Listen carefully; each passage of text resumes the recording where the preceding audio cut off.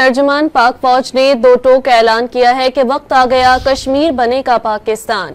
अफगान भाइयों को भारत के आलाकार ना बनने और दहशतगर्दों को अपने मुल्क में जगह ना देने का पैगाम भी दे दिया। लेफ्टिनेंट जनरल अहमद शरीफ ने खैबर पख्तूनख्वा की जामियात के 2500 तलबो तालिबात से खिताब करते हुए बावर करा दिया कि पाकिस्तान का पहला इंतखाब अमन है।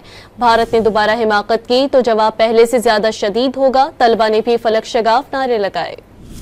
फौज से हम हमला करेंगे और पाकिस्तान जवाब नहीं देगा। आपने देखा कि आप सब किस तरह खड़े हुए अपने मुल्क के पीछे, पूरा पाकिस्तान खड़ा हुआ। अल्लाह के हुक्म से ये आनी दीवार खड़ी हुई और उसने वो तमाम स्ट्रेटेजिक मिसकैलकुलेशन, वो तमाम स्ट्रेटेजिक असम्पशन जो हिंदुस्तान ने और मोदी ने की थी, उन्होंने एक एक करके उसको गलत साबित किया। लोगों से हम मिलकर ये सवाल करते हैं जो समझते थे कि यहाँ के अवाम और यहाँ की फौज एक दूसरे से दूर है, हरगिज़ नहीं। ये कौम, ये फौज हमेशा से ऐसी थी और ऐसी रहेगी। में पाकिस्तान में जितनी दहशतगर्दी होती है, चाहे वो फितना खवारिज कराता है, चाहे ये बलूचिस्तान में जो दहशतगर्द है, जो फितना को हिंदुस्तान है, ये कौन कराता है? इस एक एक दहशतगर्दी के एक एक शहीद की पीछे हिंदुस्तान का चेहरा है। अफगानिस्तान